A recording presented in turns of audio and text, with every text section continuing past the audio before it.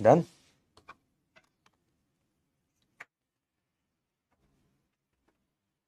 Hello बच्चों, कैसे हैं आप सब? आई होप आप लोग बिल्कुल बढ़िया होंगे, बिल्कुल मजे में होंगे। तो भाई लोग, स्वागत है आप सब लोगों का हमारे बैच प्रयास जेई हिंदी में केमिकल बॉन्डिंग चैप्टर के आखिरी लेक्चर पर।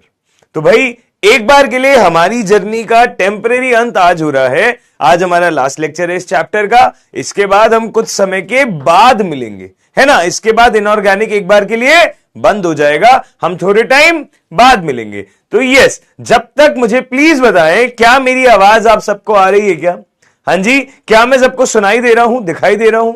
यस। तो यार, हम आ गए हैं चैप्टर के आखिरी लेक्चर में। छोटा सा पार्ट हमको आज कवर करना है। एक तो हाइड्रोजन बॉन्डिंग, और उसके बाद कुछ अच्छे पीवाईक्यूज, उनकी प्रैक्टिस करते हैं 1 घंटा सवा घंटा में जितनी हो पाए, और फिर हम क्लास को करेंगे पैकअप, वाइंड अप। ठीक है जी। कल से आपकी प्रॉपर ऑर्गेनिक की क्लास चलेगी। हम मिलेंगे नवंबर में अब, ठीक है, नवंबर में, जब हम लोग को बचा हुआ सिर्फ इनऑर्गेनिक खत्म करना होगा। ऑलराइट, ठीक है जी। चलो ओके। मैंने आप लोगों को लास्ट क्लास में क्या करवाया था? मैंने आप लोगों को लास्ट क्लास में एमओटी समझाया था। प्लीज मुझे बताएं, कोई दिक्कत थी क्या वहां पे? मैंने आपको विन्यास लिखने सिखाए थे, बीएमओ एबीएमओ के बारे में बताया था, विन्यास लिखने के बाद क्वेश्चंस करने सिखाए थे। मैंने बोला था एक चीज जो क्या थी? जो ये थी कि भाई 14 से ज्यादा इलेक्ट्रॉन वालों के लिए विन्यास अलग क्यों, 14 से कम या 14 के बराबर वालों के लिए विन्यास अलग क्यों, उसका रीजन समझाना है, पहली बात। दूसरी चीज ये कि भाई लोग, हमने ट्रिक सीखी थी कि अगर आपको चुंबकीय व्यवहार पता करना है, या आपको बंद कोटि पता करनी है, या आपको बंद लंबाई पता करनी है, या बंद सामर्थ्य पता करना है, तो कुछ नहीं है, बंद कोटि की ट्रिक बता देते हैं और उससे सारे काम बन जाते हैं। राइट। ट्रिक से बंद कोटि का क्रम निकालो, उसका उल्टा क्रम बंद लंबाई का हो जाएगा, और बंद कोटि वाला क्रम ही बंद सामर्थ्य का रहेगा। कोई दिक्कत है क्या यहां तक? हां जी, डन है, बहुत बढ़िया। एनओ का बॉन्ड ऑर्डर, एनओ बेटा 8 और 7 15 इलेक्ट्रॉन है, 15 इलेक्ट्रॉन है, तो बॉन्ड ऑर्डर क्या हो जाएगा? 2.5। But NO odd electron species है, तो वो सही नहीं रह पाता, एनओ प्लस पे बात चलती है। उस ट्रिक में एक एक्सेप्शन था CO प्लस वाला, जहां पे बंद कोटि थी 3.5, है ना। एक सेकंड रुकिएगा, ये एसी काहे बंद हो गया है, बोले जरा।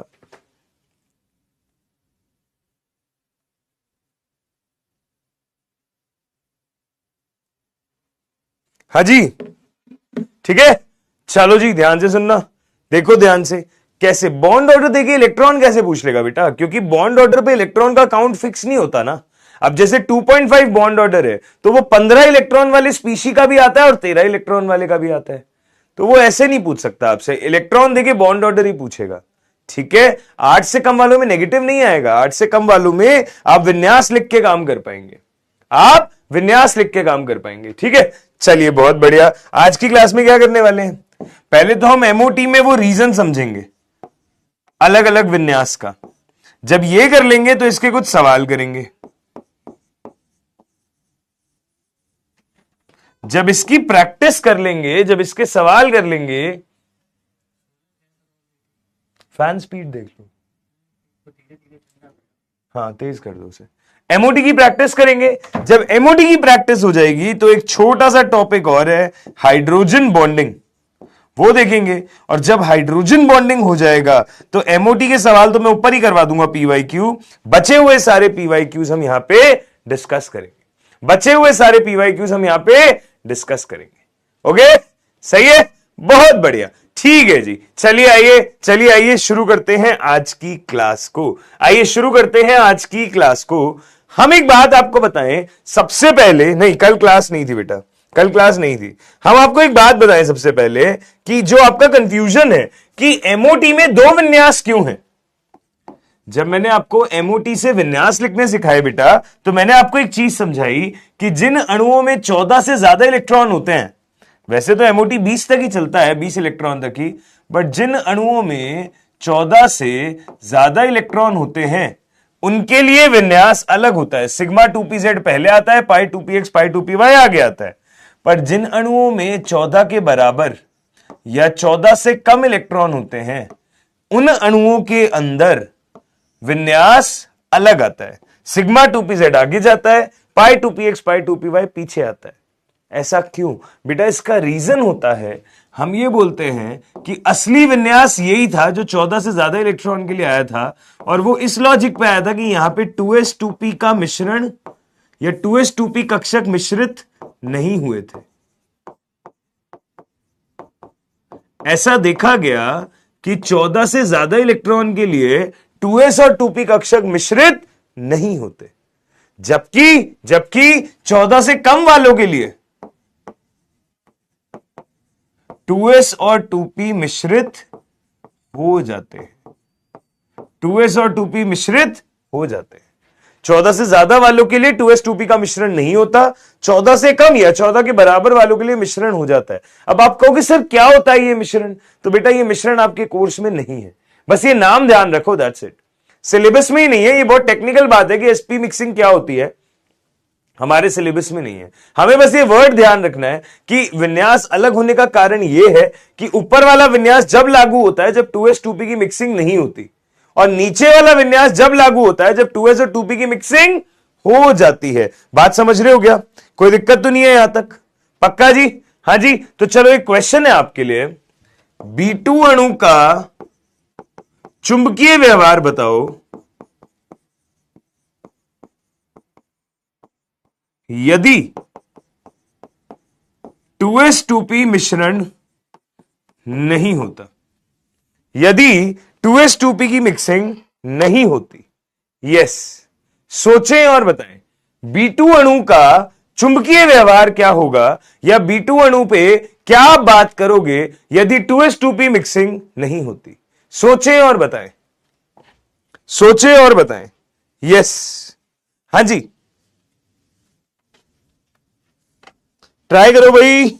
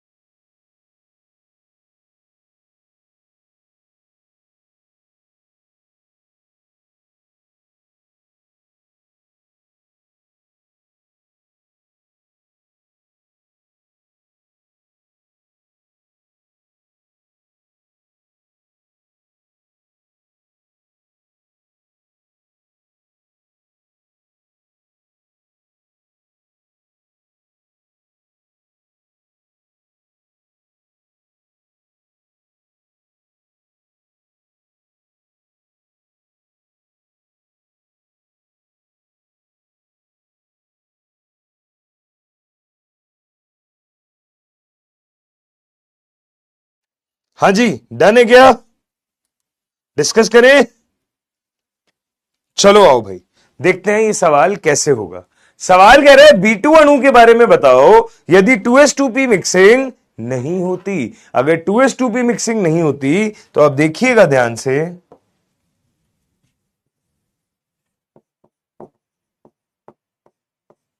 अगर 2s 2p मिक्सिंग नहीं होती यानी कि ऊपर वाला विन्यास चलेगा। अगर ऊपर वाला विन्यास चलेगा तो टोटल है 10 electron, sigma 1s2, sigma star 1s2, sigma 2s2, sigma star 2s2, sigma 2pz2, 2 2 4 2 6 2 8 2 10।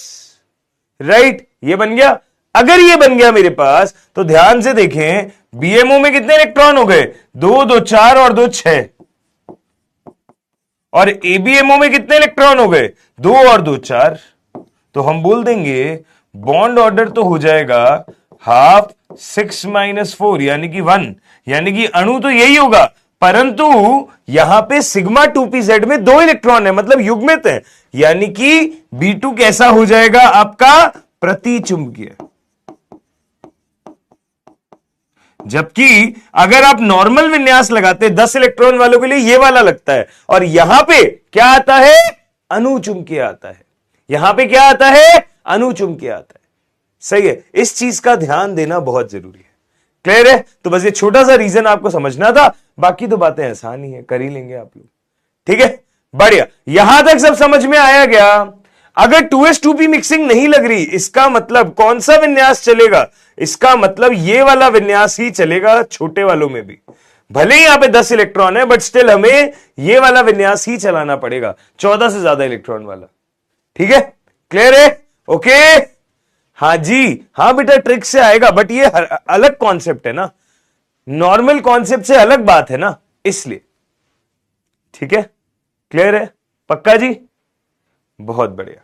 ठीक है, जो आप कह रहे हो 10 और 16 आपके अणु होते हैं, वो अणुचुंबकीय जब होते हैं जब नॉर्मल बात हो रही होती है। ये प्रतिचुंबकीय इसलिए क्योंकि यहां पे मैंने कॉन्सेप्ट ही बदल दिया है, यहां पे मैंने कॉन्सेप्ट ही बदल दिया है। अमन गौतम चिंता ही मत कर बेटा, बिल्कुल एकदम हैंडसम बन के आएंगे सर।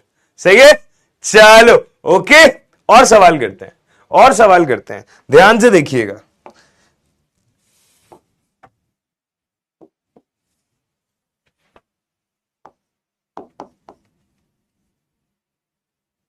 हाँ जी, आइए और सवाल करते हैं एमओटी पे आधारित। प्लीज ध्यान से देखें।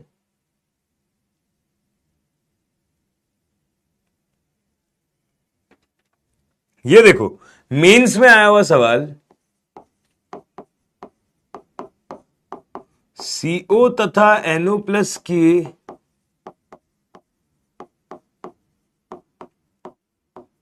बंद कोटि का अंतर, CO तथा NO प्लस की बंद कोटि का अंतर x/2 होता है। आपको बोल रहा है CO अणु है और एक NO प्लस है, इन दोनों के बंद कोटि का अंतर x/2 होता है। सही है, तो आपको बताना है x क्या होगा। बेटा मैं चैट ऑफ इसलिए नहीं कर रहा क्योंकि क्वेश्चंस कर रहे हैं अब हम लोग, तो क्वेश्चन तो हमको बताने पड़ेंगे। इंटीजर टाइप सवाल है, जल्दी से ट्राई करिए, जल्दी से ट्राई करिए। यस, इंटीजर टाइप सवाल है, कैसे करेंगे बताइए। Cn का बॉन्ड ऑर्डर होगा नहीं कुछ खास, क्योंकि Cn आपका स्थायी नहीं होता, Cn माइनस होता है, उसका बॉन्ड ऑर्डर 3 होगा। यस, ये क्वेश्चन ट्राई करें प्लीज।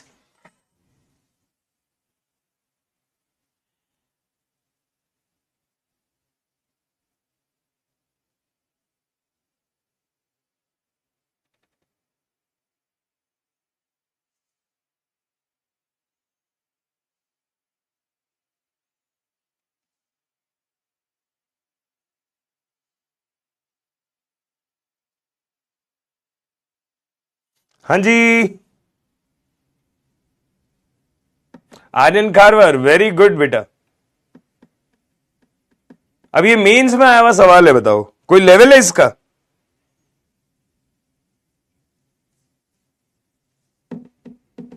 जल्दी करें, जल्दी करें, इजी क्वेश्चन है।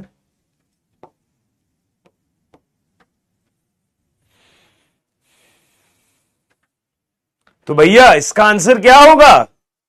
इसका आंसर होगा 0। इसका आंसर क्या होगा? 0। कैसे होगा? देखो भाई, CO कितने इलेक्ट्रॉन, ऑक्सीजन में 8 और कार्बन में 6, टोटल हो गए 14 इलेक्ट्रॉन, और 14 इलेक्ट्रॉन के लिए बंद कोटि कितनी आती है? 3। ऐसे ही NO प्लस कितने इलेक्ट्रॉन?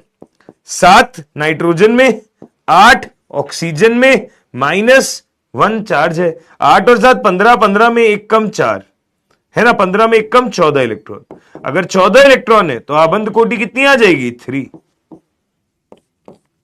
दोनों में ही आबंद कोटि अगर 3 आ रही है तो बेटा जी इनका अंतर है x/2, बट अंतर तो 0 आ रहा है।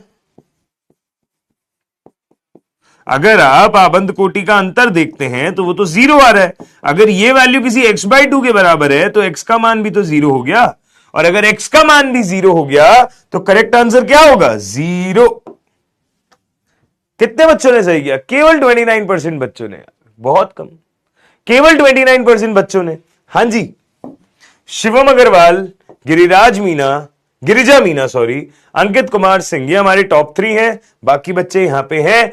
यस, आसान सवाल था, करने लायक सवाल था यार, ऐसा नहीं था कुछ मुश्किल थी इसमें। प्लस को नहीं देखा तो अब ये किसका नुकसान है भाई? इसीलिए तो एक क्वेश्चन दिया है, उसे पता है कि तुम क्या क्या मिस कर सकते हो, है ना। चलो आओ अगले सवाल पे चलें। अगला क्वेश्चन सब लोग सही करने की कोशिश करना। इस पे इंटीजर टाइप काफी आए हुए हैं, एमओटी पे इंटीजर टाइप काफी आए हुए हैं, ध्यान से अगला सवाल देखें, सब लोग सही करने की कोशिश करें, ठीक है। निम्न में से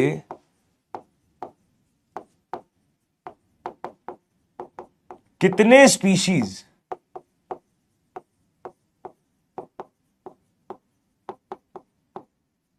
अनुचुंबकीय होंगे?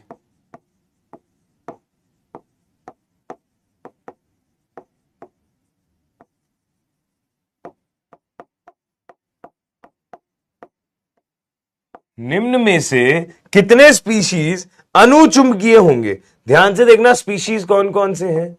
B2, Li2, C2, C2 minus, O2 minus 2, O2 plus, He2 plus.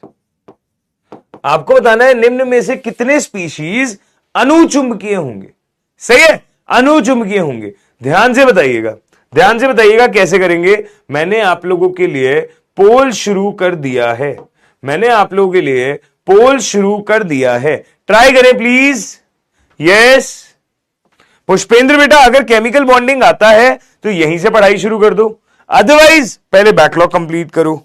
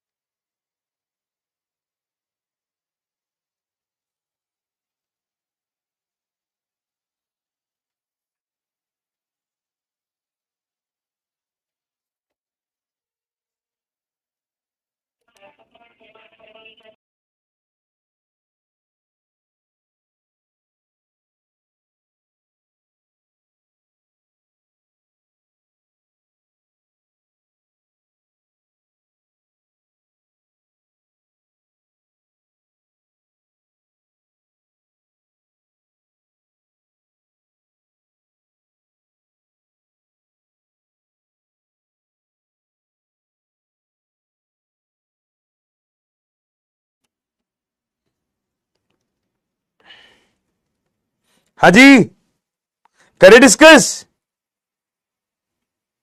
चलो भाई देखते हैं क्या आंसर आ रहा है। क्या आंसर आ गया भाई जनता का? यस, वेरी गुड, विकास प्रजापति, बिल्कुल सही जवाब। विकास प्रजापति का आया है बिल्कुल सही जवाब। तो बेटा जी आइए इसको डिस्कस करते हैं। ध्यान से देखिएगा, ध्यान से देखिएगा कैसे करेंगे ये वाला सवाल। हमें बताना है कितने स्पीशीज अनुचुंबकीय हैं। तो मैंने आप लोगों को यह बोला था कि जितने भी विषम इलेक्ट्रॉन वाले होंगे, एक तो वो अनुचुंबकीय होंगे जिनमें टोटल नंबर ऑफ इलेक्ट्रॉन विषम आ रहा होगा, और 10 या 16 वाले भी अनुचुंबकीय होंगे। इतनी बात आपको ध्यान रखनी है। तो B2 में है 10 इलेक्ट्रॉन, तो ये हमारा अनुचुंबकीय होगा। Li2 में कितने इलेक्ट्रॉन है भाई? Li2 में कितने इलेक्ट्रॉन है? 3 दूनी 6, तो sigma 1s2, sigma star 1s2, sigma 2s2, right. ये हो गए 6 इलेक्ट्रॉन, तो भरा हुआ है, तो ये है 6 इलेक्ट्रॉन, ये नहीं होगा, इवन इलेक्ट्रॉन है। C2 नहीं होगा, इवन इलेक्ट्रॉन है। C2 माइनस डेफिनेटली होगा, ऑड इलेक्ट्रॉन है। O2 माइनस 2 18 इलेक्ट्रॉन है, नहीं होगा, है ना। O2 प्लस 15 इलेक्ट्रॉन है, ये हो जाएगा, सही है। और He2 प्लस, मैंने आपको ट्रिक सिखाई है, ट्रिक से डायरेक्ट कर दो सवाल। 3 इलेक्ट्रॉन है, ऑब्वियसली ऑड इलेक्ट्रॉन है, हो जाएगा। तो हमारे पास टोटल में से कौन कौन है जो हो जाएंगे? 1 2 3 4। तो हमारा आंसर क्या आ गया? टोटल 4। बच्चों को ट्रिक याद नहीं होती तो बच्चे B2 को, मतलब आधी अधूरी ट्रिक अगर याद होती है तो B2 पे बच्चे जवाब दे देते हैं कि ये क्या होगा आपका प्रति चुंबकीय, बल्कि ये होगा अनुचुंबकीय, क्योंकि B2 में 10 इलेक्ट्रॉन है। अनुचुंबकीय होगा, 10 और 16 वाले अनुचुंबकीय होते हैं। ठीक है, तो हम क्या बोलेंगे, टोटल कितने आ गए 4। अगर टोटल आ गए 4 तो देखिए कितने बच्चों ने सही आंसर दिया है, 39.79% बच्चों ने। सही है बेटा, B2 होगा ना अनुज कुमार। पिछली क्लास में देखो मैंने सिखाया था। जो आज मैंने B2 के लिए बात करी है वो जब है जब 2s2p मिक्सिंग नहीं होती। पर अगर कुछ ना दिया हो तो आप तो यही मान के चलोगे कि 14 से कम इलेक्ट्रॉन वाला है, 2s2p मिक्सिंग होगी। राइट, ठीक है, क्लियर है। O2 माइनस है ही कहां बेटा, यहां पे O2 माइनस है ही कहां यहां पे, जया मिश्रा। राइट, तो हमारे पास 39% बच्चों ने जवाब सही दिया है। दीपक विश्वकर्मा, जतिन शर्मा, पिंटू कुमार, ये हमारे टॉप 3 हैं। ओके, क्लियर है, बढ़िया बढ़िया। ओके, आगे बढ़े क्या। चलिए राज पंडित, कोई प्रॉब्लम नहीं है बेटा, आप अगर आपको बॉन्डिंग थोड़ा आता है, प्रैक्टिस करना चाहते हैं तो आज के लेक्चर में रहिए, अदरवाइज आप आराम से अपना पुराना बैकलॉग पढ़ सकते हैं, कोई प्रॉब्लम नहीं है। ठीक है, चलिए जी ध्यान से देखिएगा, आगे बात करते हैं, अगले क्वेश्चन पे चलते हैं। इसके क्या है अगला सवाल, ध्यान से सुनना है। मोटी का सवाल आपको यह कह रहा है, बॉन्ड ऑर्डर का सही क्रम कौन सा होगा। ऑप्शंस देखिए, पहला ऑप्शन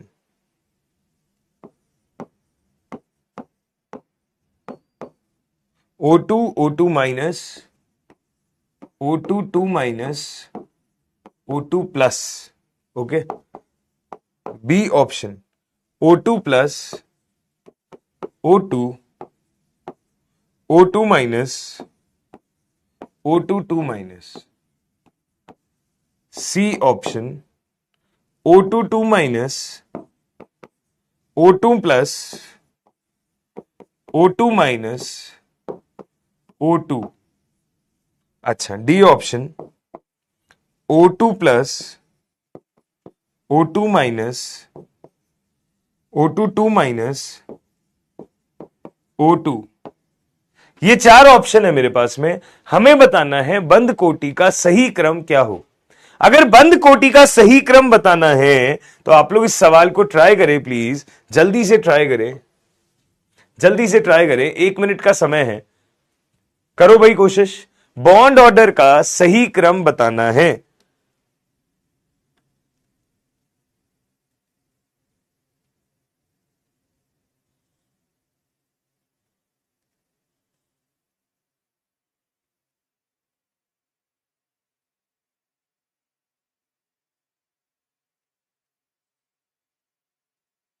यस,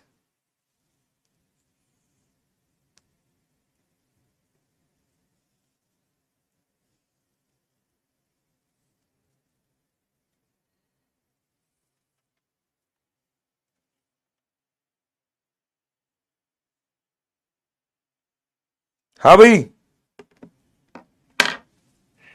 ये जेई मेंस में आया हुआ सवाल है।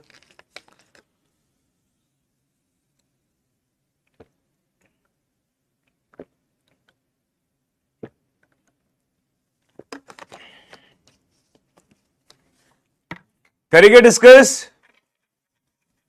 चलो बहुत बढ़िया, बहुत सारे बच्चों का आंसर ऑलरेडी आ रहा है, तो आओ भाई हम डिस्कस करते हैं, इतने में पोल खत्म होगा। ध्यान से देखना, बॉन्ड ऑर्डर के लिए आपको सिंपल ट्रिक पता है, 14 पे 3 होता है, उसके आगे और पीछे 0.5 कम करते जाओ। O2 में होते हैं 16 इलेक्ट्रॉन, रियली सॉरी, हाँ जी, O2 में होते हैं 16 इलेक्ट्रॉन, तो भाई 14 पे 3, 15 पे 2.5, 16 पे 2, राइट। अच्छा, O2 माइनस 17 इलेक्ट्रॉन, 14 पे 3, 15 पे 2.5, 16 पे 2, 17 पे 1.5। अच्छा, O2 2 माइनस 18 इलेक्ट्रॉन, 1 इलेक्ट्रॉन और बढ़ गया, बॉन्ड ऑर्डर 1.5 से कम और हो जाएगा। O2 प्लस, 8 दूनी 16, 16 में एक कम 15 इलेक्ट्रॉन। अगर 15 इलेक्ट्रॉन है तो 14 पे 3 और 15 पे 2.5। देखो ध्यान से, ये है 2, 1.5, 1.0, 2.5। तो सबसे ज्यादा बॉन्ड ऑर्डर यहां है, फिर वहां है, फिर यहां है और फिर यहां है। तो हम बोलेंगे O2 प्लस,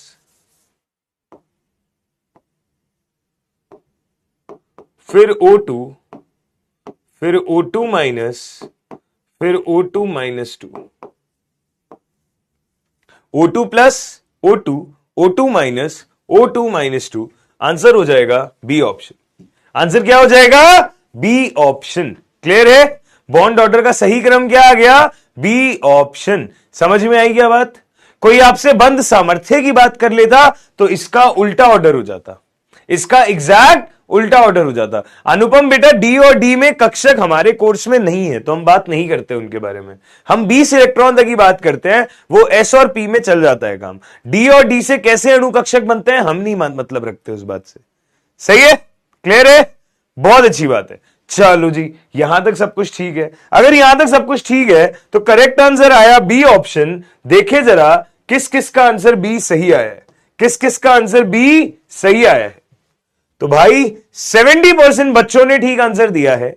अगर 70% बच्चों ने ठीक आंसर दिया है, शिवम रजावत, नितिन कुमार, प्रियांशु शाक्या, ये हमारे टॉप 3 हैं। हर क्वेश्चन में टॉप 3 चेंज हो रहे हैं, लगभग हर क्वेश्चन में टॉप 3 चेंज हो रहे हैं भाई। अच्छा चलो, ये तो हो गई एमओटी की बातें। कर लोगे अब एमओटी पे बातें? चलो अब थोड़े कॉन्सेप्ट सुन लो मेरे से। यार तुम लोगों को ये चीज याद है ना कि मैंने आप लोगों को पढ़ाया था कि यदि sp3d संकरण है और कोई बोले डी के 5 कक्षकों में से कौन सा कक्षक यहां संकरण में काम आया है, तो आप बोलेंगे dz²। इसी तरह यदि sp3d2 संकरण है तो डी का कौन सा कक्षक काम आया है, तो हमने बोला एक है dz², एक है dx² माइनस y²। राइट है? एक है dz² और एक है dx² माइनस y²। डी के ये 2 कक्षक काम आए हैं। कोई अगर बोल दे d2sp3 है, तब भी आप बोलोगे ठीक है, वहां आउटर डी ऑर्बिटल है या अंदर का डी ऑर्बिटल है, बट कक्षक वही है, dz² और dx² माइनस y²। ये बातें याद रखने की होती है, इन पे क्वेश्चन आते हैं, हमको आने चाहिए। dz² और dx² माइनस y², चाहे sp3d2 लिखो चाहे d2sp3 लिखो, एक ही बात है। राइट? ये चीज हमको ध्यान रहेगी। अच्छी बात है, ध्यान रहेगी तो इंपॉर्टेंट बात है, हमें पता होनी चाहिए। ठीक है। और एक रिजल्ट ये भी आपको हमेशा ध्यान रखना होता है, क्वेश्चंस करने में बहुत काम आता है। मैंने ऑलरेडी पढ़ाया है कि बंद सामर्थ्य या बंद ऊर्जा का क्रम हो वो बंद कोटि के समानुपाती होता है, बंद लंबाई के व्युत्क्रमानुपाती होता है और वैद्युत ऋणता के समानुपाती होता है ना? मतलब जो वैद्युत ऋणता का क्रम होगा या फिर डेल्टा EN का जो क्रम होगा,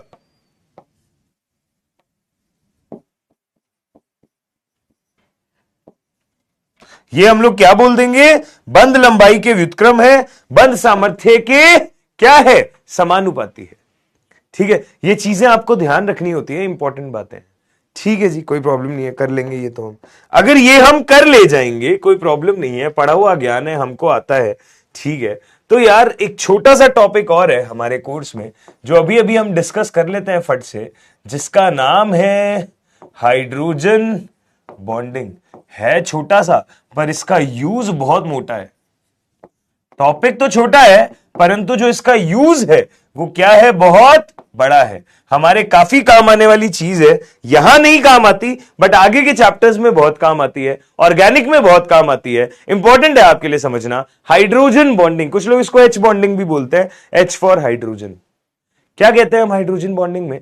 हम कहते हैं कि जब भी 2 अणु है, सपोज करो 2 अणु है, तो मैंने बोला लेट से एक HF है, एक और HF है। ज्यादातर सामान्यतः डेफिनेशन ये होती है कि जब भी 2 अणु पास पास हैं, तो अगर किसी एक अणु का हाइड्रोजन परमाणु किसी दूसरे अणु के वैद्युतऋणी तत्वों के करीब है या दूसरे अणु के वैद्युतऋणी परमाणु से आकर्षित हो रहा है, और वो वैद्युतऋणी परमाणु भी फिक्स है, या तो फ्लोरीन या ऑक्सीजन या नाइट्रोजन, इन तीन में से ही अगर कोई है तो बेटा उस केस में उनके बीच में क्या होगा, एक आकर्षण बल लगेगा, और उस आकर्षण बल से क्या बनेगा, हाइड्रोजन आबंध बनेगा। क्या बनेगा, हाइड्रोजन आबंध बनेगा। ध्यान से समझिएगा मैंने क्या बोला, मैंने बोला ये अगर ये HF है तो हाइड्रोजन पे है डेल प्लस और फ्लोरीन पे है डेल माइनस, हाइड्रोजन पे है डेल प्लस, फ्लोरीन पे है डेल माइनस। सिमिलरली यहां हाइड्रोजन पे है डेल प्लस, फ्लोरीन पे है डेल माइनस। तो जब भी किसी एक अणु में हाइड्रोजन परमाणु किसी दूसरे अणु के फ्लोरीन, ऑक्सीजन या नाइट्रोजन के करीब है तो इनके बीच में एक आकर्षण बल लगता है, ऑल्दो वीक आकर्षण बल है, बहुत मजबूत नहीं है, इसलिए मैंने डॉटेड लाइन से दिखाया है। इस तरीके का आकर्षण बल क्या कहलाता है, हाइड्रोजन आबंध कहलाता है।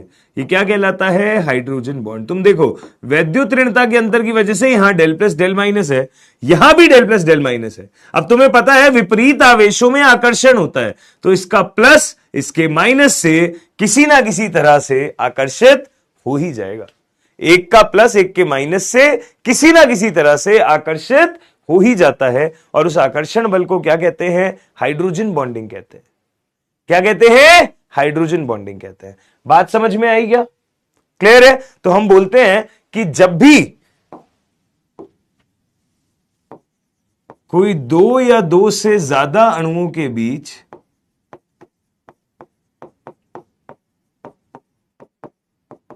कोई दो या दो से ज्यादा अणुओं के बीच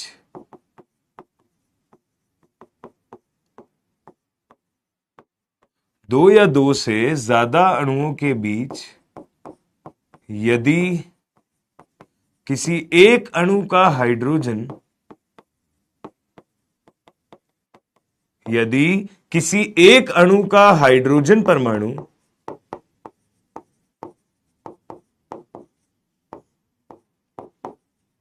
किसी दूसरे अणु के किसी दूसरे नियर बाय अणु के, नियर बाय मतलब आसपास के अणु के फ्लोरीन, ऑक्सीजन या नाइट्रोजन से आकर्षित होता है। इंपॉर्टेंट है ये तीन, फ्लोरीन, ऑक्सीजन या नाइट्रोजन से आकर्षित होता है, तो इस तरह की बॉन्डिंग को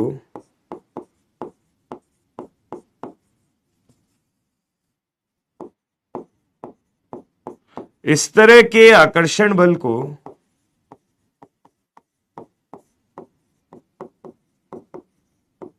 हाइड्रोजन बॉन्डिंग कहते हैं।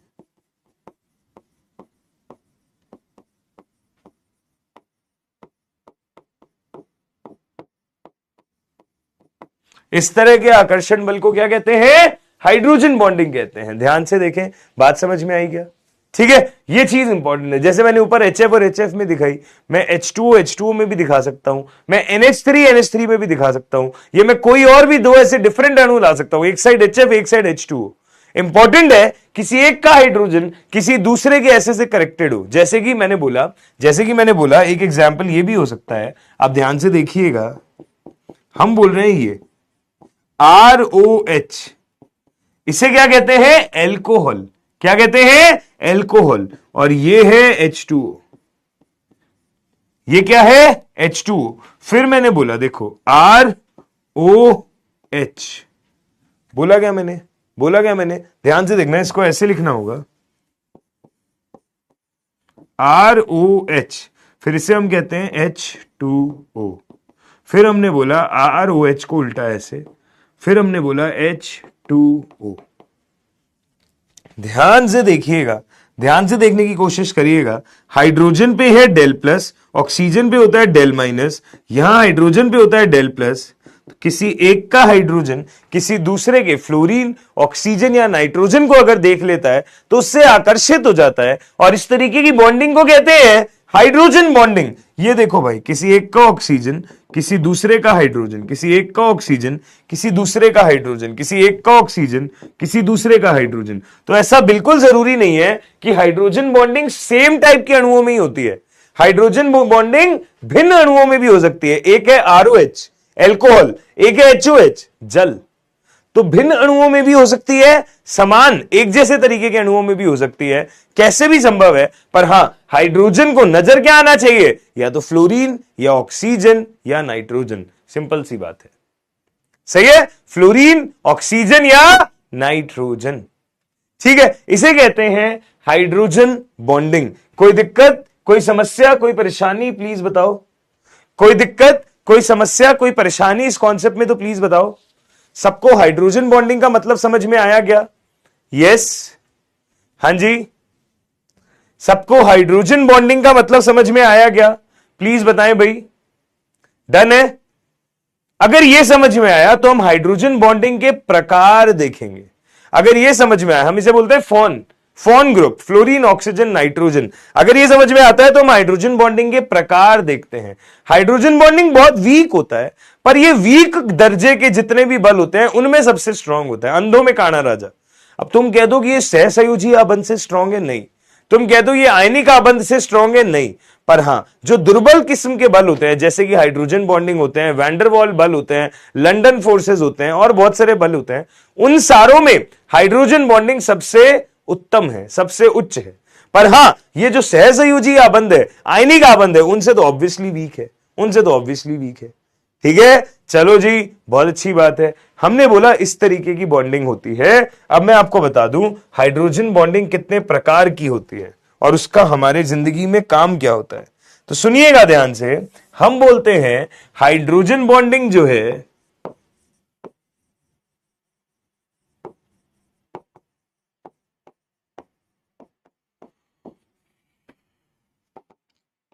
हाइड्रोजन बॉन्डिंग जो है दो तरह की होती है। हाइड्रोजन बॉन्डिंग दो तरह की होती है। एक होता है अंतर आणविक हाइड्रोजन आबंध, एक होता है अंतर आणविक हाइड्रोजन आबंध, एक होता है अंतरा आणविक हाइड्रोजन आबंध।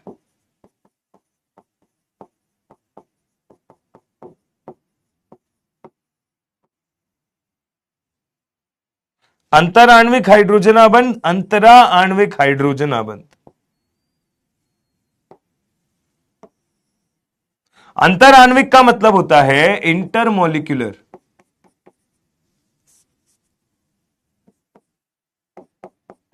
अंतर आणविक का मतलब होता है इंटरमोलिक्यूलर और अंतरा आणविक का मतलब होता है इंट्रामोलिक्यूलर।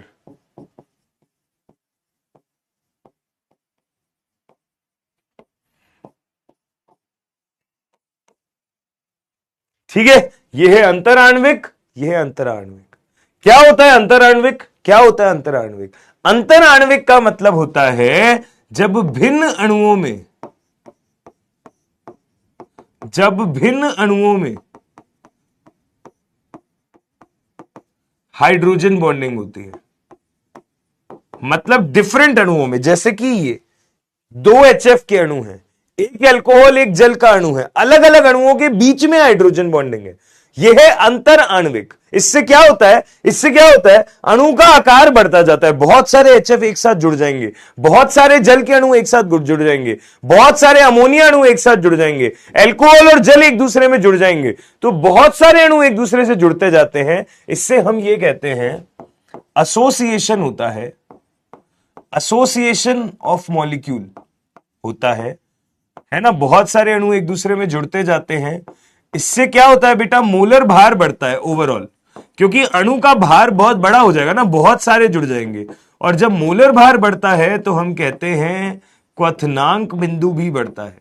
क्वथनांक क्या होता है, बॉइलिंग पॉइंट, वो भी बढ़ता है।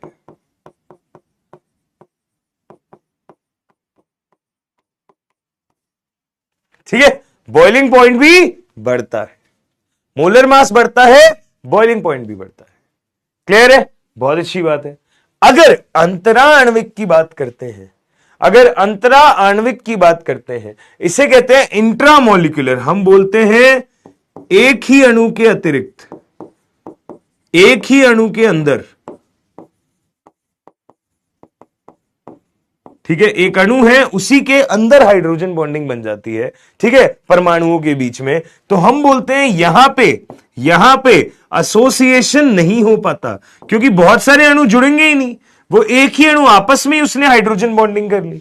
अगर एसोसिएशन नहीं हो पाता तो हम कहते हैं कोई खास मोलर भार भी नहीं बढ़ पाता। अगर कुछ खास मोलर भार भी नहीं बढ़ पाता तो हम बोलेंगे क्वथनांक भी नहीं बढ़ता।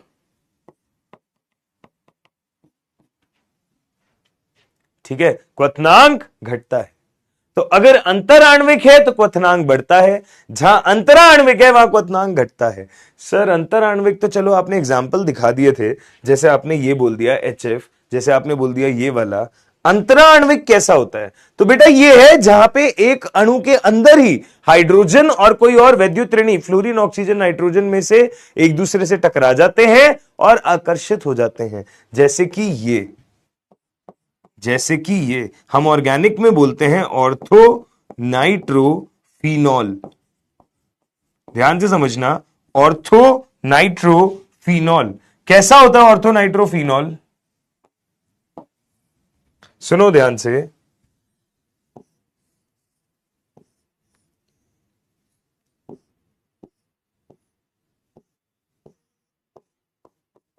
ये OH है, ये NO2 है। तो आप ध्यान से देखिए, एक परमाणु का ऑक्सीजन, एक साइड में ऑक्सीजन दिख गया, एक साइड में हाइड्रोजन दिख गया, दिख तो नाइट्रोजन भी गया, तो बॉन्ड तो यहां से भी बन सकता था, पर ज्यादा वैद्युत ऋणी नाइट्रोजन और ऑक्सीजन में कौन है? ऑक्सीजन है। तो इसका हाइड्रोजन इसके ऑक्सीजन से आकर्षित हुआ और ये क्या बन गया यहां पे? Hydrogen bond. तो जब किसी अणु के अंदर ही कोई एक परमाणु किसी दूसरे से आकर्षित हो जाए तो उस बॉन्डिंग को क्या कहते हैं? हाइड्रोजन बॉन्डिंग कहते हैं। समझ में आई? परंतु मैं अंतर आणविक का एग्जाम्पल देता हूं आपको। यह है पैरानाइट्रोफिनॉल, ये है पैरानाइट्रोफिनॉल। कैसा होता है पैरानाइट्रोफिनॉल? बात को समझने की कोशिश करें। हम बोलेंगे ऐसा,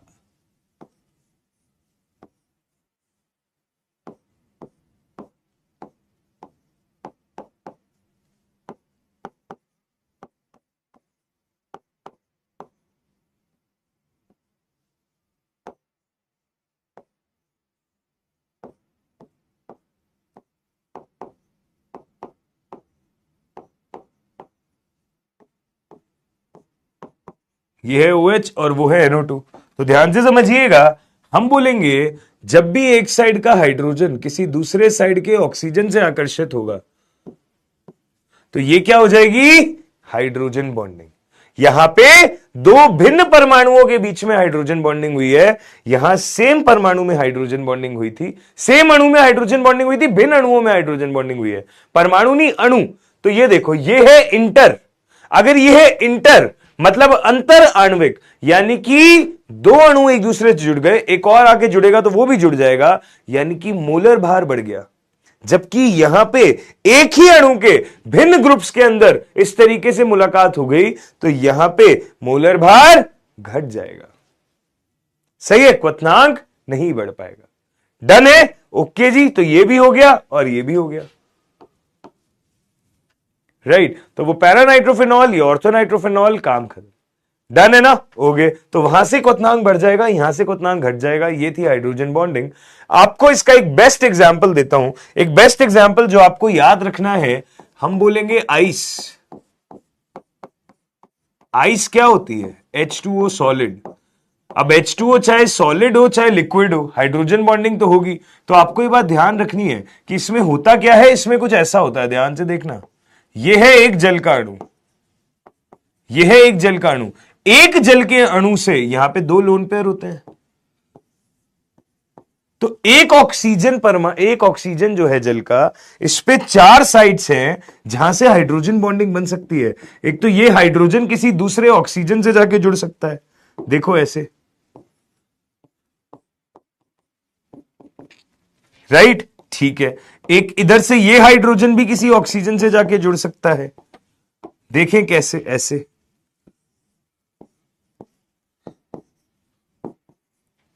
ओके, चलो अब हमने बोला ऑक्सीजन वाली साइड भी हाइड्रोजन से जाके जुड़ सकती है। ये ऑक्सीजन ही तो हाइड्रोजन से जाके जुड़ा है, पर हर ऑक्सीजन पे दो जगहें होती है जुड़ने के लिए। जल के केस में यहां पे भी एक इधर से भी जुड़ रहा है, एक इधर से भी जुड़ सकता है, क्योंकि ऑक्सीजन पे दो लोन पेयर होते हैं। दोनों लोन पेयर भी हाइड्रोजन बॉन्डिंग के वो बनते हैं रीजन। तो देखो ये ऐसे तरीके से, ऐसे ये भी ऐसे तरीके से। तो हम बोलते हैं आइस के केस में एक जल का अणु चार हाइड्रोजन आबंध बनाता है। कैसे चार हाइड्रोजन आबंध बनाता है? क्योंकि उस पे चार बॉन्डिंग साइट्स होती है। ऐसे हर जल का अणु, ये वाला भी देखो, ये इधर से भी हाइड्रोजन बॉन्डिंग बना रहा होगा, इधर से भी बना रहा होगा, इधर से भी बना गया, इधर से भी बना गया। ऐसे ये इधर से भी बना रहा है, इधर से भी बना रहा होगा, इधर से भी और इधर से भी। ऐसे ही ये वाला ऑक्सीजन एक इधर से बना रहा होगा, एक इधर से बना रहा होगा, एक इधर और एक इधर। ऐसे ही यहां देखोगे कि इधर से बना रहा होगा, एक इधर से बना रहा होगा, एक इधर से और एक इधर से। हर जल का अणु H2O चार हाइड्रोजन बॉन्ड बना सकता है। तो आपको यह पॉइंट ध्यान रखना होता है, जेई में आया हुआ भी है, हमें याद भी रखना होता है कि हर जल का अणु चार हाइड्रोजन आबंध बनाने में सक्षम है। एक H2O अणु आइस के केस में चार हाइड्रोजन बॉन्ड बनाता है। और ऐसे कर करके पूरी एक जाली टाइप स्ट्रक्चर बना लेते हैं बड़ी सी, जिसमें सारे अणु एक दूसरे से हाइड्रोजन आबंध से जुड़े हुए हैं। अगर तुम H2O लिक्विड की बात करोगे, ये तो मैंने बर्फ की बात करी जिसमें चार आबंध दिख रहे हैं।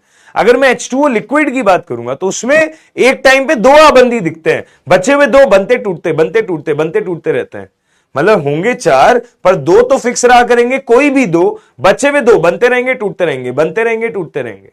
पर सॉलिड में टूटते नहीं है, तो एक टाइम पे चार आबंध आपको दिखाई देते हैं। सही है, ये पॉइंट आप याद करने के हिसाब से रखें या जैसे भी, इंपॉर्टेंट है कि पहले तो ये पहचाना कि आइस में चार बंध बनेंगे कहां से। तो जो वैद्युत ऋणी परमाणु होता है उसके लोन पेयर ही होते हैं जो बॉन्ड बनाने में सक्षम होते हैं। तो ऐसे होता है। नोडल प्लेन में इलेक्ट्रॉन नहीं होते ना अनुपम, नोडल प्लेन का मतलब ही है कि वहां इलेक्ट्रॉन नहीं है, तो जीरो इलेक्ट्रॉन होते हैं, सिंपल, राइट, क्लियर है। कोई भी यौगिक उपसहसंयोजन आबंध कैसे बनाएगा? जनक बेटा प्रैक्टिस से आप देखो, लुईस संरचना बना के देख लो, आपको दिख जाएगा। अष्टक पूरा हो पा रहा है खुद से तो फिर जरूरत नहीं है।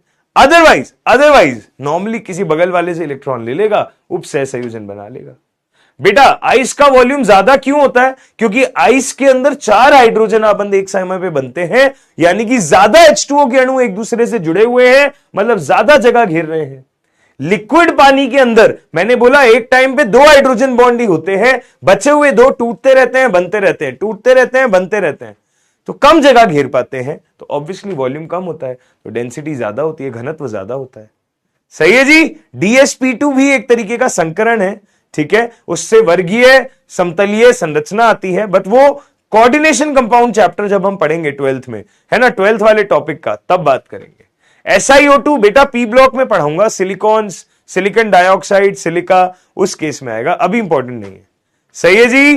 भारी जल होता है D2O, जैसे H2O होता है वैसे D2O होता है।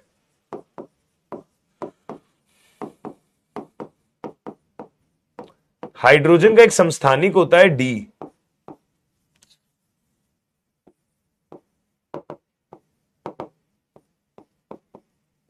ये देखो भाई,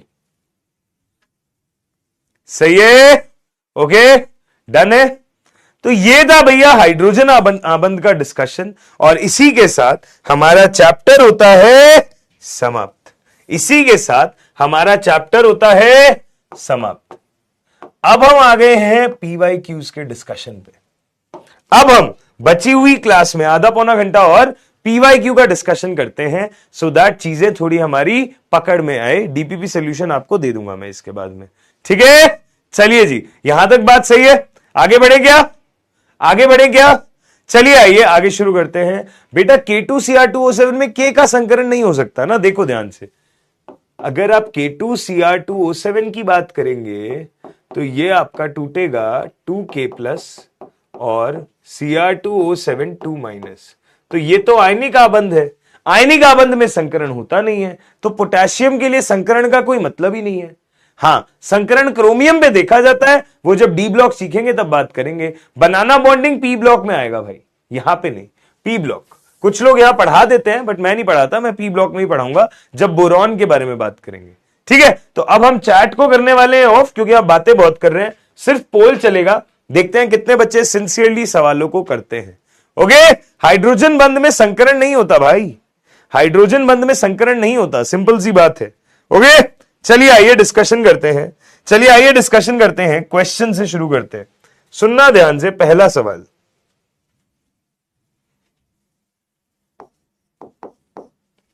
पहला क्वेश्चन,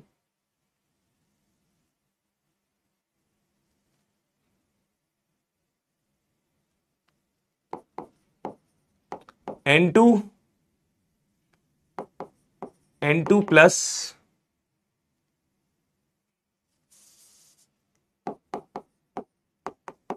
O2 प्लस इनके होमो में, होमो क्या होता है?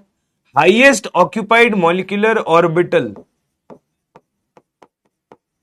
उच्चतम भरा हुआ या उच्चतम भरित अणु कक्षक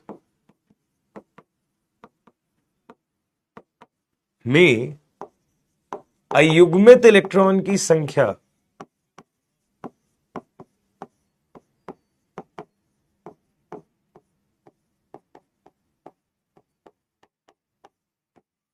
क्या होगी? ठीक है, इनके HOMO में, होमो में अयुग्मित इलेक्ट्रॉनों की संख्या क्या होगी? ऑप्शन देखना, 0 1 2 1, दूसरा ऑप्शन 2 1 2 1, तीसरा ऑप्शन 0 1 0 1, चौथा ऑप्शन 2 1 0 1। ये चार ऑप्शंस हैं। प्लीज ध्यान से इस सवाल को ट्राई करें, अपने दिमाग से इस सवाल को ट्राई करें, फिर हम इसको डिस्कस करते हैं। यस, बताना है अयुग्मित इलेक्ट्रॉनों की संख्या इनमें क्या क्या होगी। ओके,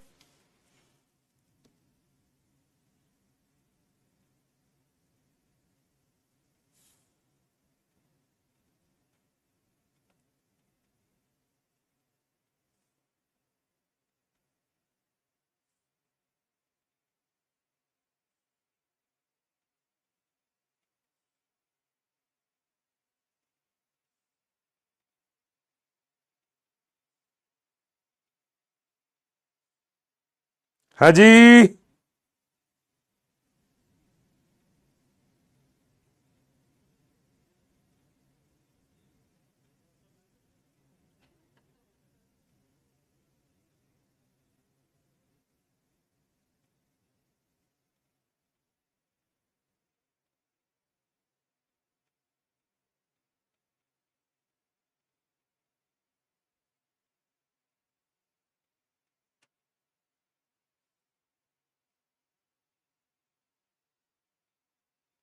हाँ जी,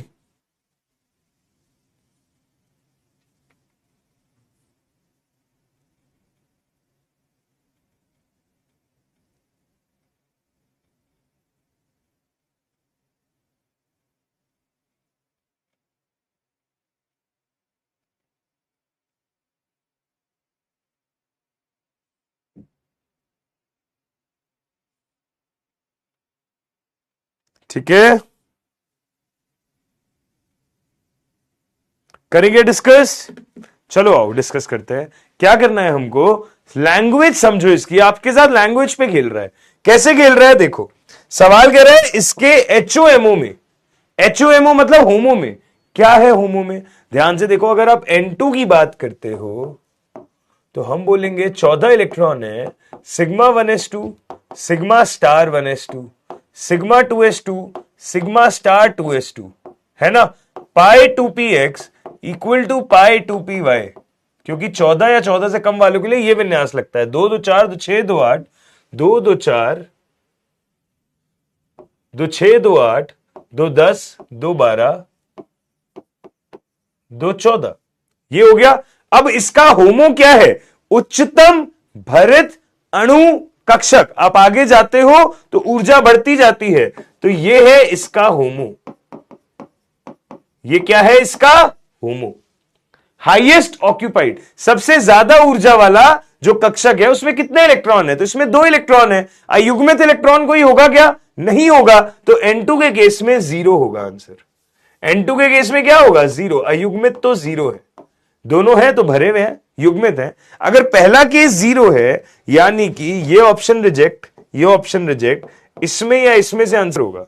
तो अब सेकंड तो ट्राई करने की जरूरत ही नहीं क्योंकि दोनों में 1 1 है। वो तीसरा वाला ट्राई कर लो, आंसर आ जाएगा। तीसरा है O2। अगर आप O2 की बात करें तो 16 इलेक्ट्रॉन है, 14 से ज्यादा वाला विन्यास लगेगा, तो हम बोलेंगे sigma 1s2, sigma star 1s2, sigma 2s2, sigma star 2s2, sigma 2pz2। तो 2 2 4 2 6 2 8 2 10, पाई 2px equal to pi 2py, और दोनों में भी अगर 2 2 दे दिए तो भी 14 इलेक्ट्रॉन हो गए। हम बोलेंगे pi star 2px equal to pi star 2py। एक एक, ठीक है, एक और एक। अगर हमने बोला दोनों में एक एक इलेक्ट्रॉन है, दोनों में अगर एक एक इलेक्ट्रॉन है मतलब अयुग्मित इलेक्ट्रॉन तो है, और अगर अयुग्मित इलेक्ट्रॉन है तो आप देखो कितने इलेक्ट्रॉन है, एक अयुग्मित है। दोनों की ऊर्जा बराबर है पर हर कक्षक में कितने कितने इलेक्ट्रॉन अयुग्मित है, एक। ये इसका होमो है, चाहे पाई स्टार 2px बोलो चाहे पाई स्टार 2py बोलो, तो एक अयुग्मित इलेक्ट्रॉन है। अगर एक अयुग्मित इलेक्ट्रॉन है एक में, तो दोनों मिला के टोटल कितने हो गए, एक इसमें और एक इसमें, तो टोटल कितने हो गए, 2। और अगर टोटल हो गए 2 तो आंसर हो जाएगा ए ऑप्शन। आंसर क्या हो जाएगा, ए ऑप्शन। ठीक है, तो हमने बोला हमने फर्स्ट चेक किया, थर्ड चेक किया, हमारा काम बन गया, आंसर आ गया ए। 21.92% बच्चे ठीक कर पाए, कोई बात नहीं, बट देखिए ध्यान से, नितिन कुमार, शिवम राजावत, पिंटू कुमार, ये हमारे टॉप 3 हैं। बचे हुए बच्चे भी यहां पे हैं। मैं एक बार चैट ऑन कर रहा हूं, कोई समस्या, कोई डाउट, कोई परेशानी हो तो बताएं। कोई समस्या, कोई डाउट, कोई परेशानी हो तो बताएं प्लीज। यस, हाँ जी,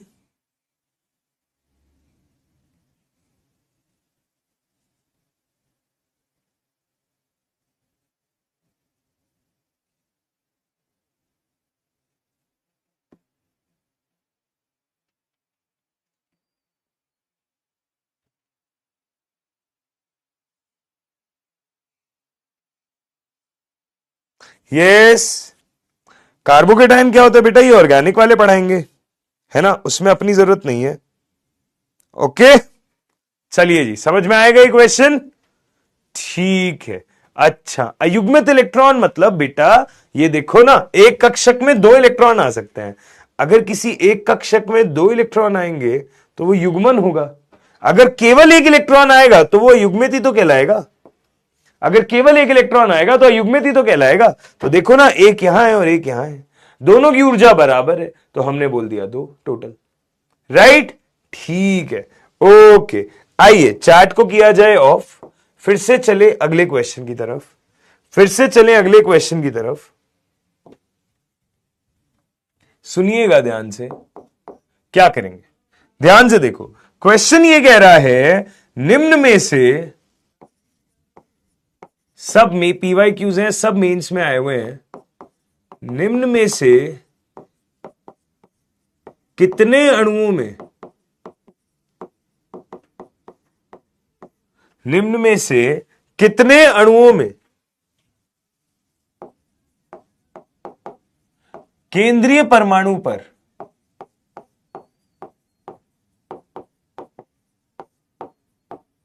निम्न में से कितने अणुओं में केंद्रीय परमाणु पर केवल 2 लोन पेयर होंगे। निम्न में से कितने अणुओं में केंद्रीय परमाणु पर केवल 2 लोन पेयर होंगे। ध्यान से देखिए, मैंने अणुओं की संख्या आपको बता दी कौन कौन है। मेरे पास है H2O, मेरे पास है N2, मेरे पास है CO, मेरे पास है HCF4, मेरे पास है NH3, मेरे पास है NO, मेरे पास है CO2, मेरे पास है F2। आपको बताना है ऐसे कितने अणु हैं जिनमें केंद्रीय परमाणु पर केवल 2 इलेक्ट्रॉन होंगे। जल्दी जल्दी स्पीड के साथ ट्राई करना होगा, संरचना बना के देखनी पड़ेगी, जब ही लोन पेयर्स का पता चलेगा। कैसे पता चलेगा, क्या पता चलेगा, वो आप लोग देखो। हां जी, वो आप लोग देखो।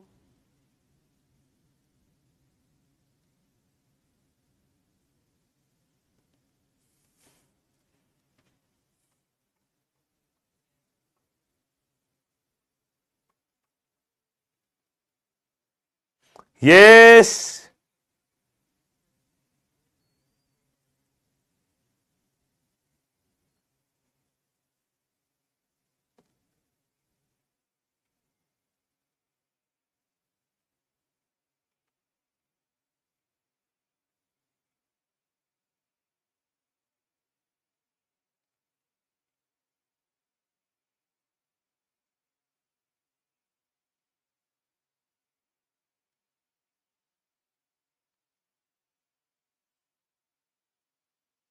करना तो भाई।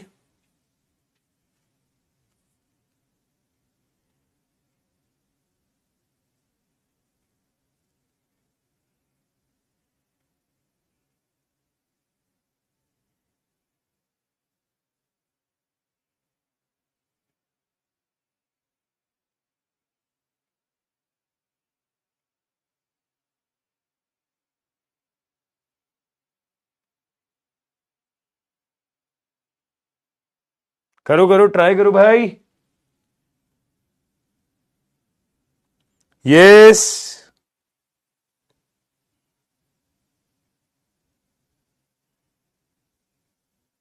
जल्दी जल्दी जल्दी जल्दी। अच्छा, ये तो इंटीजर टाइप है, मैंने शायद पोल गलत चला दिया क्या?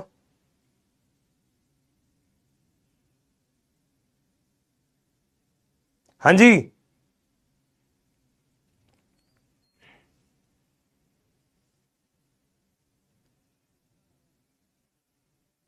स्ट्रक्चर बनाया गया सबका? यस, स्ट्रक्चर बनाया गया। ठीक है भाई, आओ डिस्कस करके देखते हैं।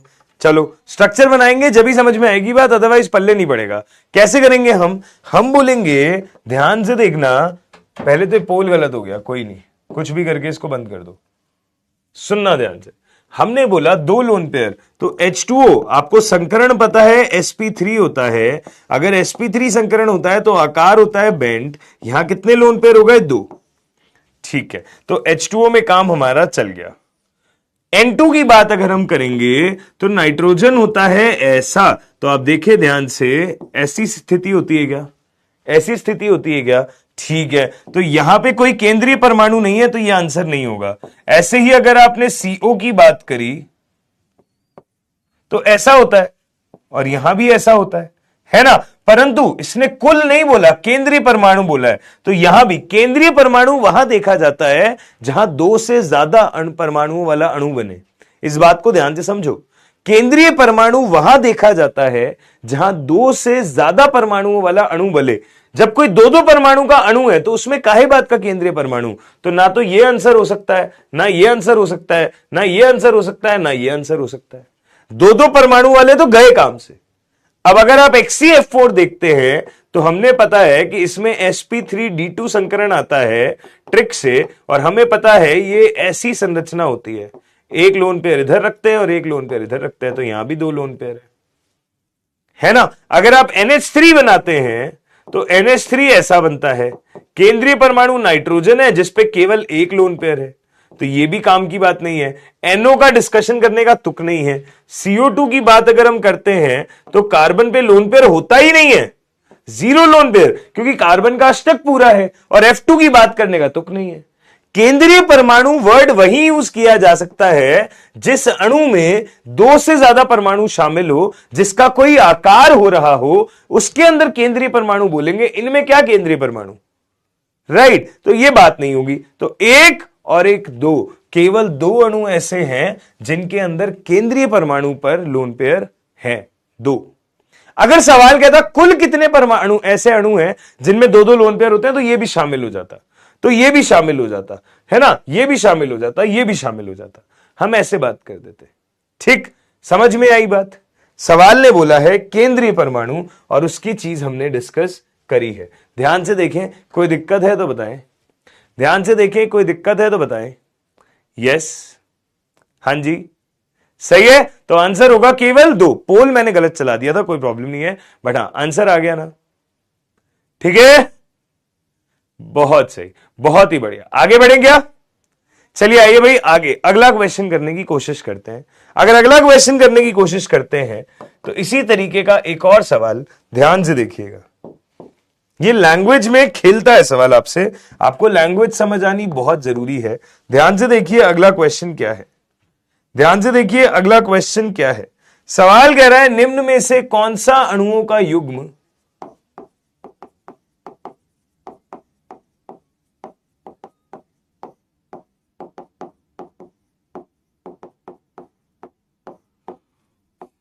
निम्न में से कौन से अणुओं के युग्म में निम्न में से कौन से अणुओं के युग्म में एक विषम इलेक्ट्रॉन अणु है तथा एक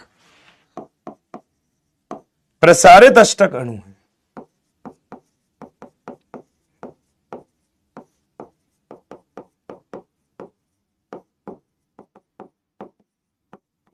ठीक है, ये आपसे पूछा है।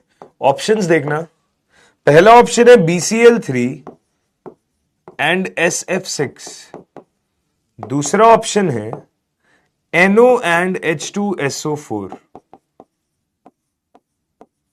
तीसरा ऑप्शन है SF6 एंड H2SO4, चौथा ऑप्शन है BCl3 एंड NO।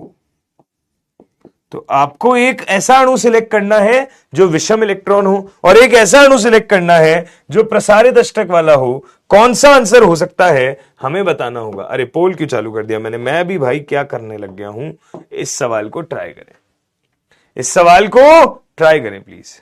यस,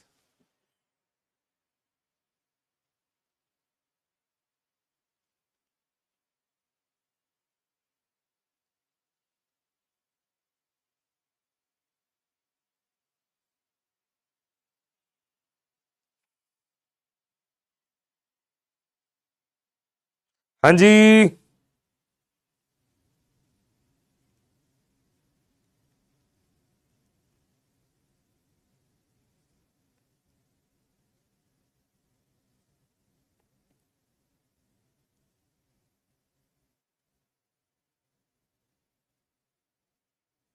करेंगे डिस्कस।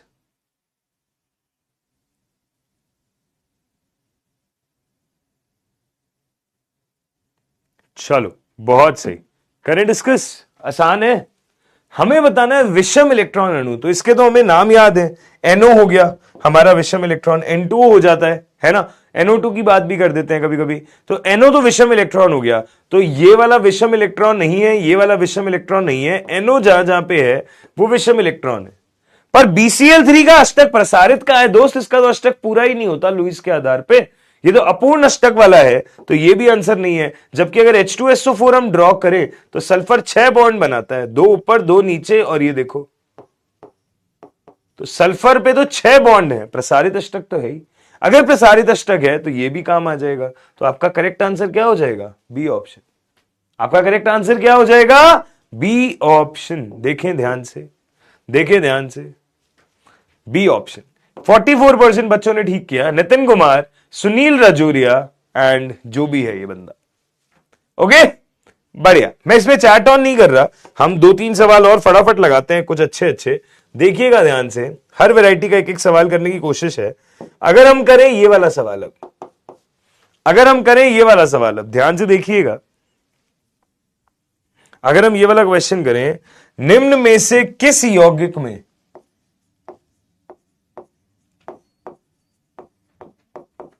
निम्न में से किस यौगिक में निम्न में से किस यौगिक में HMH बंद कोण अधिकतम होगा। निम्न में से किस यौगिक में HMH बंद कोण अधिकतम होगा? जहां पे हमने M बोला है, क्या क्या हो सकता है? नाइट्रोजन हो सकता है, ऑक्सीजन हो सकता है, सल्फर हो सकता है, कार्बन हो सकता है। ऑप्शंस देखिएगा। पहला ऑप्शन है H2O, दूसरा ऑप्शन है CH4, तीसरा ऑप्शन है H2S, चौथा ऑप्शन है NH3। देखिए ध्यान से, ये चार ऑप्शन है। आपको बोल रहा है किस यौगिक में HMH बंद कोण क्या होगा? अधिकतम होगा। ट्राई करें प्लीज, ट्राई करें प्लीज। यस,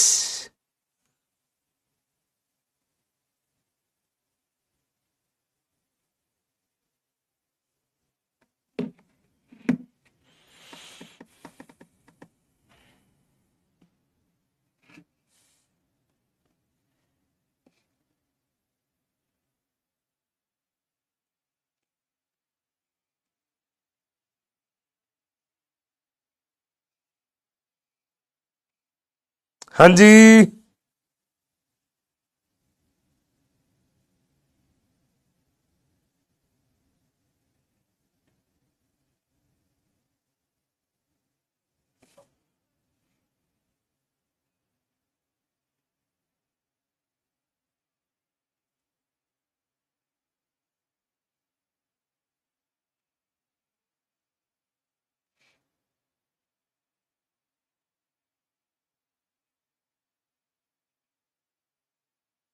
हाँ भाई, करेंगे डिस्कस।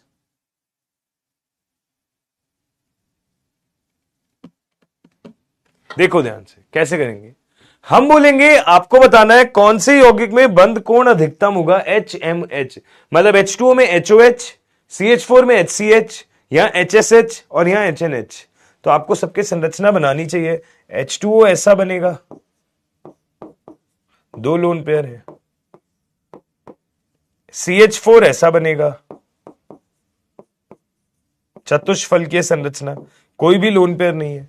H2S बिल्कुल H2O जैसा ही बनेगा, पर हां ये ड्रैगो यौगिक है तो 90 डिग्री के आसपास एंगल आएगा। और NH3 ऐसा बनेगा, पिरामिडल।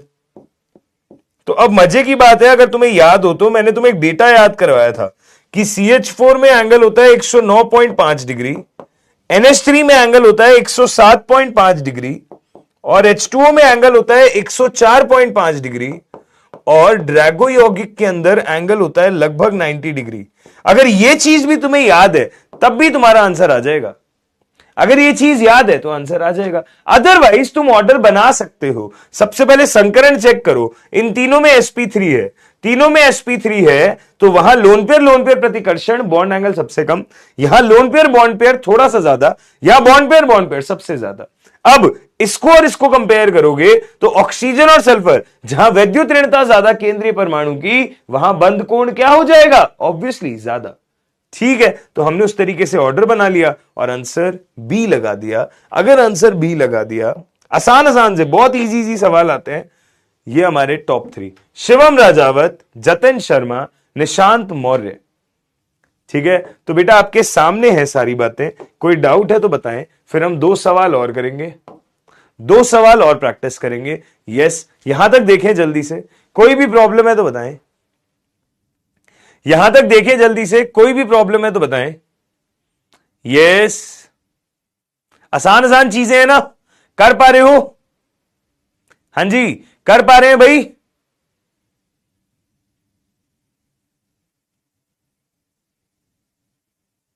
बेटा CHCl3 होगा ना सबसे आगे, CHCl3 आएगा ना आनंद शर्मा। 3 क्लोरीन की वजह से एक जगह पे है ना, ठीक है? यस, चलो डायपोल मूवमेंट पे ऐसा ही सवाल कर लेते हैं जिससे उस बच्चे की परेशानी का हल हो जाए। ध्यान से देखें प्लीज,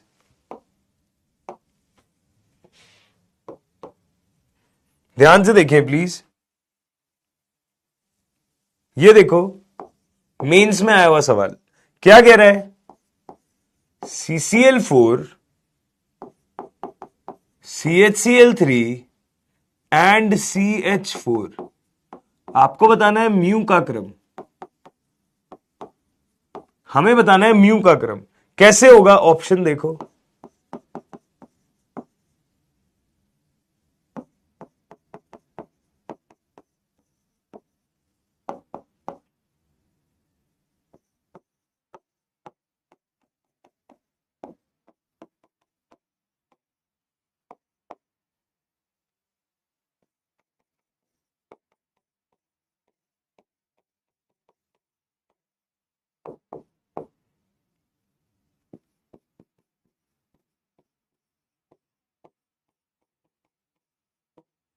ये सवाल है, प्लीज ध्यान से देखें, कोई दिक्कत है तो बताएं। यस, प्लीज ध्यान से देखें, कोई दिक्कत है तो बताएं। इजी सा क्वेश्चन है, जल्दी से ट्राई करें, है ना। आप लोग इसको ट्राई करो, मैं एक नोट पॉइंट लिखता हूं जो मैं चाहता हूं आप लोग अपनी कॉपी में नोट करके रखो, थोड़ा इंपॉर्टेंट है।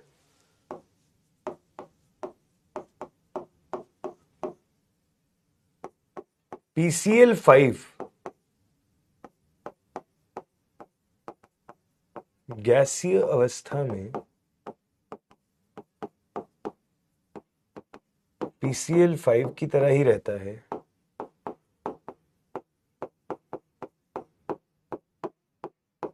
परंतु ठोस अवस्था में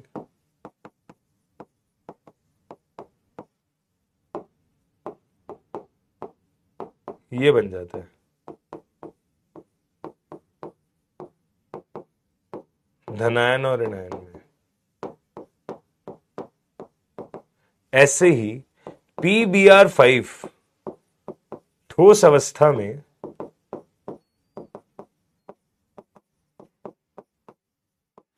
PBr5 ठोस अवस्था में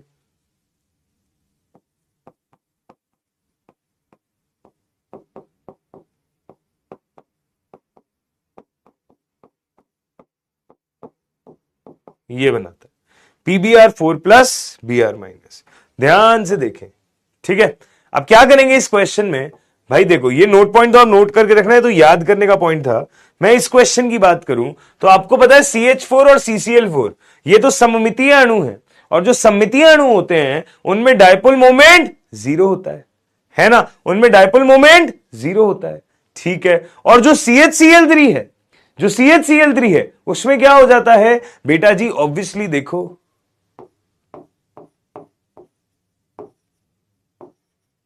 ये है, राइट, ठीक है। तो हमने क्या बोला? हम बोलेंगे ऑब्वियसली, ऑब्वियसली ये इस तरीके से होगा, तो डायपोल मोमेंट क्या होगा? Non zero. अगर डायपोल मोमेंट नॉन जीरो होगा तो CH4 और CCl4 तो जीरो है, बट ये ऑब्वियसली नॉन जीरो है, मतलब उससे तो ज्यादा है, तो करेक्ट आंसर क्या हो जाएगा? सी। करेक्ट आंसर क्या हो जाएगा? सी। ठीक है, पक्का जी? क्लियर है? बढ़िया, ओके। अगर ये चीज है, अगर ये चीज है, तो आपका आंसर क्या आ जाएगा? आपका आंसर आ जाएगा C option, 35.88%। Sunil, Shivam, Tarachand. Okay, done है? यस। हाँ, अब बताओ बेटा, कुछ गड़बड़ लिख दिया था क्या हम लोगों ने उस दिन फ्लो में? हाँ जी, बताना भाई, डायपोल मोमेंट में क्या कह रहा है कौन बच्चा? आनंद शर्मा, अर्पिता, यस, हाँ जी, यस यस यस। क्या बोल रहे हो आप? डायपोल मोमेंट वाला केस एक बार मुझे बताना, डिस्कस कर लेते हैं। हाँ जी, एक बार मुझे बताना, डिस्कस कर लेते हैं। शायद फ्लो में हो सकता है लिख दिया हो, एक बार मुझे बताएं, करेक्ट कर लेंगे। यस, बताना बेटा एक बारी। बेटा डी इसलिए नहीं होगा क्योंकि ये दोनों तो जीरो है ना, तो ये कम ज्यादा कैसे हो सकते हैं? जीरो है ना, तो कम ज्यादा कैसे हो सकते हैं? यस, हाँ जी, डन है। H2O2 अनस्टेबल नहीं है, H2O2 स्टेबल है, बट हाँ क्रियाशील बहुत ज्यादा है, ठीक है। यस, हाँ जी, हाँ भाई, CH4 में जीरो कैसे? बेटा जी सममितीय अणुओं में तो जीरो होता है ना। यस, हाँ जी, सममितीय अणुओं में जीरो होता है ना, राइट। यस, हाँ जी, ध्यान से देखिए प्लीज। एक सेकंड रुको, मैं चेक करता हूं कौन सा क्वेश्चन है। मोहम्मद जैद खान, ये तो हमने किया ही था।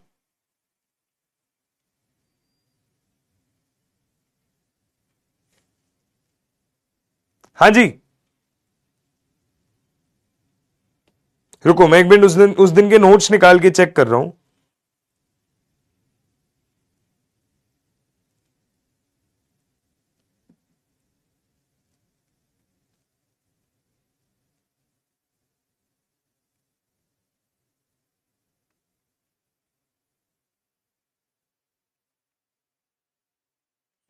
कोई नहीं, अभी करेक्ट कर देते हैं, करेक्ट कर देते हैं। एक सेकंड रुक जाओ, हो सकता है फ्लो फ्लो में निकल गया हो। हाँ जी, यस, देखो ये है ना सवाल। एक बार बेटा प्लीज अपने नोट्स में सब लोग करेक्शन करना। हमने ये वाला सवाल किया था, CH3Cl, CH2Cl2, CHCl3, CCl4, है ना? ये सवाल था, राइट? पक्का? ठीक है, कैसे करेंगे? इसके अंदर स्ट्रक्चर बनाएंगे। अगर स्ट्रक्चर बनाएंगे तो आप देखिएगा ध्यान से, हम बोलते हैं CH3, पहले CCl4 देख लो।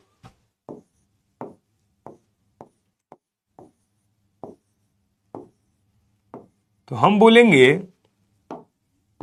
कि ये डायपोल इस दिशा में, ये डायपोल इस दिशा में, ये डायपोल इस दिशा में, ये डायपोल इस दिशा में, चारों डायपोल अलग अलग दिशा में जा रहे हैं, है ना? अगर ये चारों डायपोल इस अलग अलग दिशा में जा रहे हैं, हम बोलेंगे ये वाला ये सारे 109.5 डिग्री पे हैं। अगर सारे 109.5 डिग्री पे हैं तो इन दोनों का रिजल्टेंट अगर कहीं यहां आता है, इन दोनों का रिजल्टेंट अगर कहीं यहां आता है, तो वो एक दूसरे को कैंसिल कर देगा और म्यू नेट क्या हो जाएगा? 0। म्यू नेट क्या हो जाएगा? 0। ठीक है? 3D10 4s1 क्यों होता है अभिषेक बेटा? मैंने क्लास में सिखाई थी ये बात कि पूर्ण पूरित और अर्धपूरित कक्षक जो होते हैं उनका स्थायित्व बहुत ज्यादा होता है। ठीक है, चलिए बढ़िया है, यहां तक बात समझ आई। CHCl3 देखें, CHCl3 देखें। अगर मैंने बोला ये कि यहां पे भाई मेरा हाइड्रोजन है और ये है मेरा क्लोरीन, ये भी क्लोरीन और ये भी क्लोरीन, तो मैं क्या बोलूंगा? मैं बोलूंगा कि कार्बन से क्लोरीन में क्लोरीन की तरफ जाएगा, ये भी क्लोरीन की तरफ जाएगा, ये भी क्लोरीन की तरफ जाएगा और ये हाइड्रोजन भी कार्बन की तरफ आएगा। तो बेटा होगा ये कि इन दोनों की वजह से नेट डायपोल मोमेंट कुछ ऐसा आएगा, पर इन दोनों की वजह से भी नेट डायपोल मोमेंट कुछ ऐसा आएगा। ठीक है, तो हमें यह पता है कि नॉन जीरो आएगा, यह बात समझ में आ रही है। परंतु अगर मैंने बात करी आपसे CH2Cl2 की, तो यह कुछ ऐसा है, राइट? और अगर मैंने आपसे बात करी CH3Cl की, तो आप देखिए ध्यान से, हम बोलेंगे ये इस दिशा में, ये इस दिशा में, ये भी इस दिशा में, क्योंकि कार्बन ज्यादा वैद्युतरणीय है, ये इस दिशा में, तो हम बोलेंगे ये दोनों इस दिशा में, तो नेट इसका इस दिशा में आएगा। हाइड्रोजन कार्बन का ये है, तो इसका और इसका रिजल्टेंट एक ही दिशा में जाएगा, और ये जो इसके साथ आ रहा है, बट नेट इस साइड में ज्यादा डायरेक्शन जारी है, तो नेट डायपोल मोमेंट इधर ज्यादा जाएगा। हां, नॉन जीरो होगा बट इधर ज्यादा जाएगा। मान रहे हैं बात? नॉन जीरो होगा, ठीक है, पर इधर ज्यादा जाएगा। आनंद, वो समझने वाली बात है, कहीं पे भी रख सकते हो आप, यहां क्लोरीन रख दो तब भी बात तो यही है, नेट क्लोरीन की दिशा में ज्यादा जाएगा, है ना? जबकि यहां पे क्या हो रहा है, इन दोनों की वजह से नेट इस दिशा में आ रहा है, इधर इस दिशा में आ रहा है, तो जो नेट फाइनल आ रहा है वो क्लोरीन की दिशा में कम जा रहा है थोड़ा। जबकि यहां भी अगर आप बात करें तो ये ऐसे जाएगा, ये ऐसे जाएगा, तो इन दोनों का रिजल्टेंट यहां कुछ निकलेगा, या फिर आप बोल दें यहां कुछ निकलेगा, ये इधर जाएगा, ये इधर जाएगा, इन दोनों का रिजल्टेंट यहां कुछ, इन दोनों का रिजल्टेंट भी यहां कुछ, परंतु नेट उतना अच्छा नहीं होगा।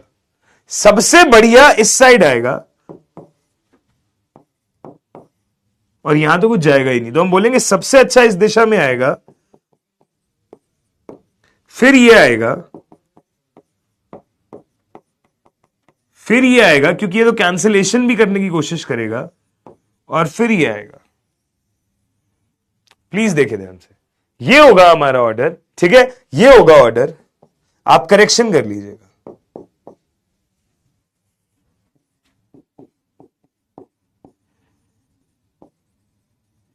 ठीक है, सॉरी बेटा, प्रिंटिंग मिस्टेक हो गई होगी, फ्लो में बोला गया, ये हो जाएगा हमारा फाइनल ऑर्डर। ठीक है, क्लियर है, पक्का जी, सही है ना, डन। जो बच्चे इसको ऊपर रख के रखना चाहते हैं वो भी ठीक है, रटने की बात नहीं, आप समझो।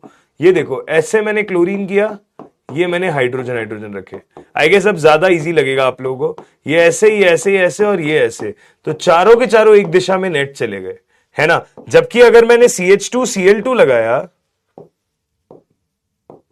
तो हम बोलेंगे ये ऐसे, ये ऐसे, ये ऐसे और ये ऐसे, तो 3 का ऊपर 1 का इधर, तो नेट जाएगा तो ऊपर, बट इसके कंपैरिजन में थोड़ा कम होगा।